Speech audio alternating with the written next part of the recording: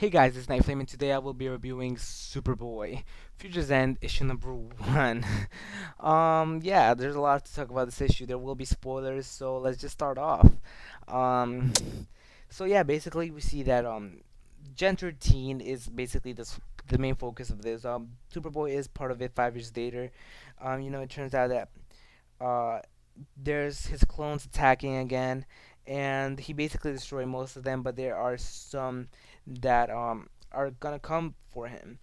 It turns out that they indeed did come for him, and there were some really strong ones. Um, they attack him, and he wants to finish this himself. He's really losing his powers, and he has a virus in his system. But his friends come help him. They end up destroying. I mean, one of their own destroys the other two, and he becomes stronger. But Superboy somehow destroys him because he's strong, and at the end they celebrate. So that's basically it, because he took down all his clones. Yeah, let's just get into the barrier, because I really have a lot to talk about this issue.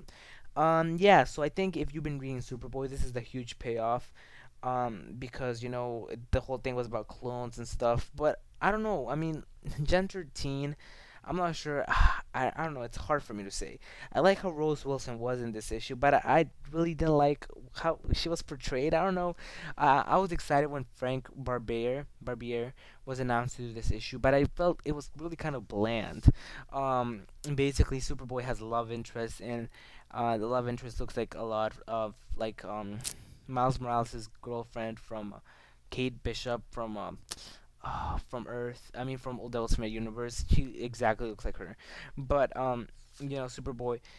I don't know. Like, it was hard for me to read this issue. I really didn't feel that I learned anything at all. This could have been, in current time, and really didn't feel 5 years later. Just didn't feel anything like that.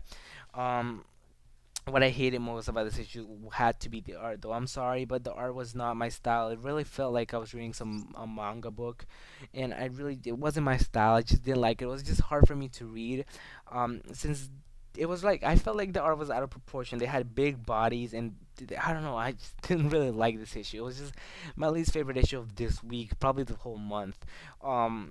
Even though, like, at the end, after Superboy, it would have been kind of heroic if he died trying to kill his clones. But at the end, it turns out that he lives happily ever after because his friends were there by his side. I thought that was a little cliche, and the whole little last panel, he did get punched, so he had a black eye, and I thought that was a big cliche. I don't know, I just didn't. I hated this issue. Honestly, I did hate this issue, and I thought the art was gonna be like it was gonna be in the cover. The cover looks incredible, but the art inside kind of like makes me turn off the whole book.